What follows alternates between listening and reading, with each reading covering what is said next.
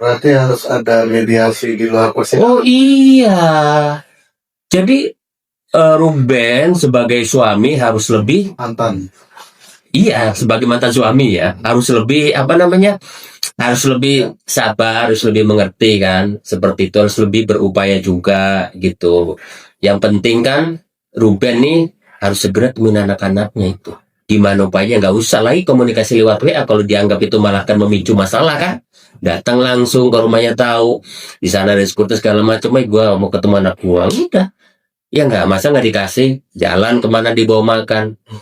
Dari polemik ini kan yang saya tahu di media itu pada saat umroh 2 gitu. Maksud saya di sini kita mencoba menjembatani juga gitu, memberikan solusi terhadap dua yang berperkara ini gitu, agar semuanya baik-baik. Kasihan anaknya kan. Coba ada yang tahu perasaan psikologis anaknya. Emang dia rela gitu loh di media sosial kalau dia melihat ayah ibunya saling menjelekan? Saya yakin nggak mau. Baik buruknya nih, kalau kita mengukur dari kecintaan anak terhadap orang tua, dia pasti lebih cinta terhadap ibunya. Ya enggak? Makanya dalam agama pun seorang ibu itu ya surganya anak-anak kan kakinya. Jadi apa namanya, kalau misalnya apalagi itu anak perempuan gitu loh, ya sudah kita bayangkan seperti apa. Makanya Ruben juga harus mempertimbangkan itu. Ini anak perempuan loh gitu. Ya enggak, jangan dijejeli di media sosial seperti itu. Karena dia bakal punya suami. Ini pasti berharap, ini anak pasti berharap kelak suaminya seperti ayahnya. Ya enggak? Jadi ayah itu seorang role model bagi anak perempuan. Ya enggak? Jangan sampai itu justru gitu loh, membekas di hati anaknya bahwa ayahnya menyerang ibunya yang notabene sangat disayangi sama dia gitu. Jadi Ruben harus tahu isi hati anak-anak ini gitu loh. Makanya harus temui bagaimana pertimbangannya kan. Harus itu. Ruben harus ketemu. Saya yakin bisa. Ruben harus ketemu, ajak anak-anak sambil makan sambil ngobrol, apalagi anak-anak yang udah gede kan. Gimana-gimana seperti itu kan. Saya pikir itu solusi yang perlu dilakukan.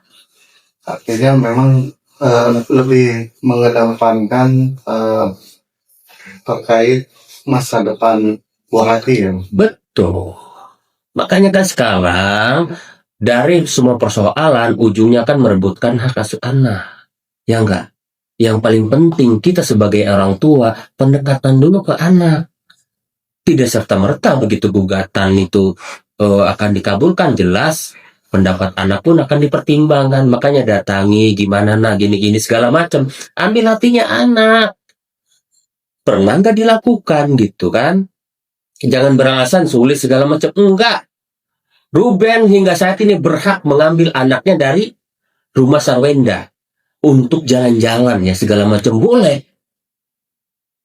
Gitu. Karena dia memiliki hak karena dia ayahnya. Dia berhak melakukan paksa untuk mengajak anaknya atau mengambil anaknya dari Sarwenda gitu loh. Kalau memang itu saat haknya dia gitu loh untuk bermain, untuk mengasuh, itu boleh gitu. Seperti itu. Jadi kita harap ya itu dilakukan gitu sama Ruben. Nah, hasil dari pengamatan abang sendiri di sini melihat kalau abang menilai Ruben sendiri belum menunjukkan apa yang menjadi pandangan abang ya. Artinya sebagai seorang ayah harus melihat membuktikan terlebih dahulu gitu Bang. Iya. Jadi saya berbicara memberikan solusi, saya juga memposisikan diri sebagai seorang ayah. Gitu. Seperti itu. Jadi kalau saya seperti Ruben gitu case-nya, jelas langkah itu yang akan saya lakukan, saya temuin anak saya. Ya kan Bang? Bukan saya marah istilahnya melakukan langkah-langkah menunjukkan di media sosial dengan hal lain tanpa mempertimbangkan hati anak. Karena anak ini udah gede loh, diajak ngobrol segala macam. Saya yakin udah bisa, ya nggak? Jangan sampai tindakan kita justru membuat anak makin kecewa seperti itu. Nah sekarang secara logika, secara mindset, anak ada sama ibunya sejak kecil hingga sekolah.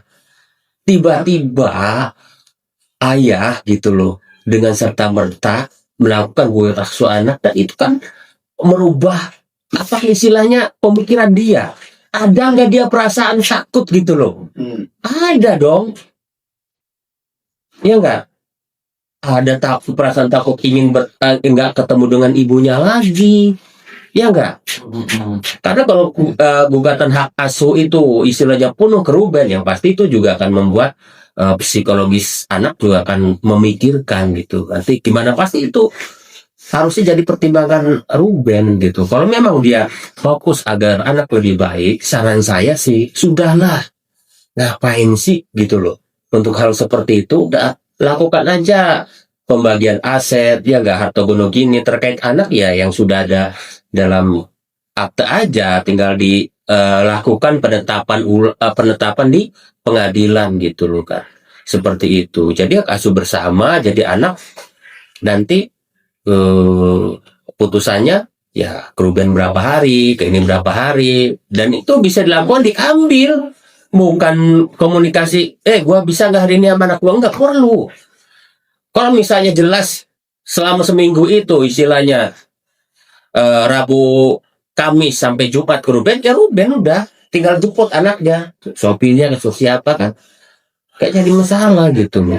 Jadi sebenarnya ini masalah sepele gitu loh. Cuma memang karena ada yang kurang tepat dalam penanganan, akhirnya jadi tidak karu-karuan. Akhirnya hal yang tidak relevan itu pun mencuat gitu, seperti itu. Bang, terkait yang kita tahu kan anak perempuan itu cinta pertamanya kan kepada seorang ayah ya, Pak. Dan yang kita tahu kan LO dan SW ini kan public figure, dan menyayangkan gak sih Bang, sedang menggugat hak asuh anak tersebar juga video sama orang tua ini bertengkar Bang. Nah, Seperti apa? Justru dari kemarin saya tuh memberikan statement segala macam, itu yang kita sangat sayangkan gitu loh.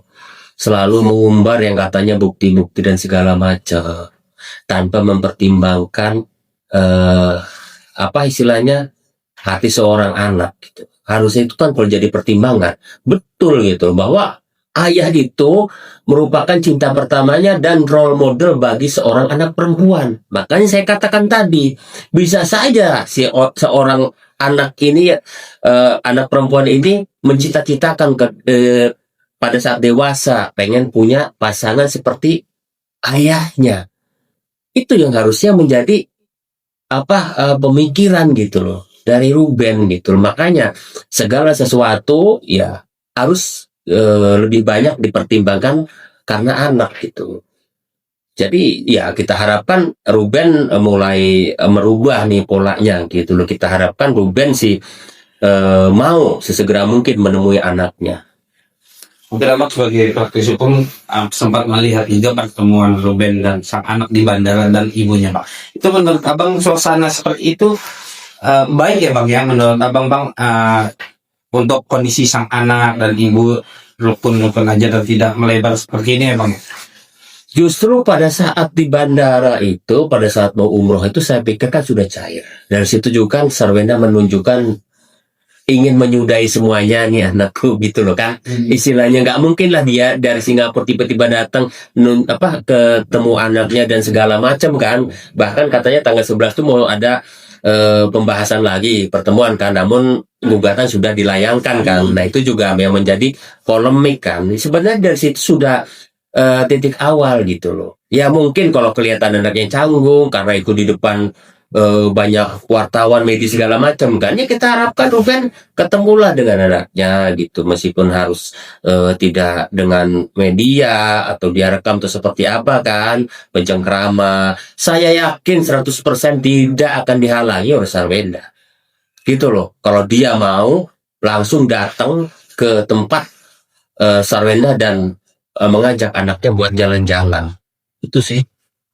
Nah, ini kategori terkait hak asuh. Jadi kan banyak bagi figur yang pernah mengalami hal sama ya. Dan itu rata-rata dimenangkan juga oleh baik sang ayah maupun sang ibu.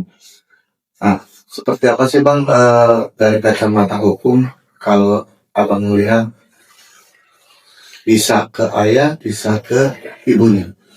Sebenarnya dalam proses gugatan perceraian itu kan ada istilahnya mediasi. Jadi dalam mediasi itu pasti banyak kesepakatan-kesepakatan yang disepakati, termasuk hak asuh anak akan seperti apa, termasuk harta gono gini. Mereka juga mempertimbangkan gitu. Kalau memang suami ini banyak kesibukan segala macam kan, ya udah sama ibunya. Jadi rata-rata si hak asuh bersama sejauh pasangan itu tidak ditemukan bukti yang sangat berat, ya nggak? Contohnya berselingkuh, narkoba, melakukan tindakan kejahatan atau kekerasan apapun, itu bisa gitu. Kecuali salah satu pasangan melakukan hal yang tadi, itu jelas tidak bisa mendapatkan hak asuh anak meskipun itu seorang ibu. Terutama ketidakmampuan istilah secara finansial, juga secara pribadi gitu untuk merawat sang anak. Itu baru pindah ke ayah. Jadi banyak pertimbangan-pertimbangan selama proses perceraian. Jadi kalau sudah disepakati dalam mediasi itu gitu loh. Nah, perceraian tetap berjalan gitu. Nah, cuma yang sangat kita sayangkan dalam proses Ruben dan Sarwenda ini memang saya katakan nanggung gitu loh. Mungkin Ruben dan Sarwenda ini memang mungkin awalnya memang saling percaya, ya enggak gitu, tidak tidak memikirkan dampak di kemudian hari kan. Jadi ya udahlah gitu loh, kita lewat perjanjian aja. Nah, ini harus menjadi pelajaran bahwa yang seharusnya dituntaskan semuanya di pengadilan. Perceraian, hak asuh anak, harta gono gini harusnya selesai dalam satu putusan gitu. Jadi nggak nanggung, ini kan terpisah. Ya nggak, putusan cerainya lewat pengadilan, namun harta gono gini dan hak asuh anak tetap dibuatkan tersendiri lewat notaris seperti itu. Pertimbangan majelis hakim nanti Bang, seperti apa dalam hal memberikan putusan yang seadil-adilnya kepada kedua belah pihak yang sedang melakukan perkara terkait hak asuh? Ya, kalau memang Ruben memiliki bukti-bukti yang kuat, ya bisa jadi ke Ruben. Namun bila tidak, ya bisa saja hak asuh itu akan tetap seperti ada pada perjanjian di notaris. Bisa saja yang dari notaris itu dikuatkan atau dimintai penetapannya lewat pengadilan gitu. Kalau menurut saya sih hak asuh itu akan tetap bersama, ya enggak, seperti yang sudah diperjanjikan dalam notaril gitu. Cuma memang perlu ditetapkan agar masing-masing pihak menjalankan dari putusan itu. Makanya kalau itu keluar dari putusan, harusnya pihak-pihak tidak boleh melanggar. Seperti itu, Pak. Pak, kan hasil buah hati mereka ada dua ya. Apakah bisa nanti masing-masing orang tua ini mengasuh salah satu buah hatinya? Itu tergantung kesepakatan juga. Tergantung kesepakatan dan tergantung si anak mau atau tidak. Kalau mungkin masih kecil nggak ngerti apa-apa kan tidak bisa dimintai pendapatnya, ya enggak. Kalau anak sudah 7 tahun di atas itu sudah bisa dan boleh dimintai pendapatnya gitu. Apakah kamu mau, apakah kamu nyamannya dengan siapa, itu ditanyakan gitu. Kamu maunya sama ayah, tinggal sama ayah sama ibu, dan itu akan dijadi pertimbangan majelis hakim gitu loh. Tidak serta-merta, kecuali gitu loh salah satu pihak emang melakukan tindakan yang berat gitu, itu tanpa pertimbangan itu majelis hakim boleh memutuskan gitu, ini harus ke sini Gitu, seperti itu, Pak. Kan,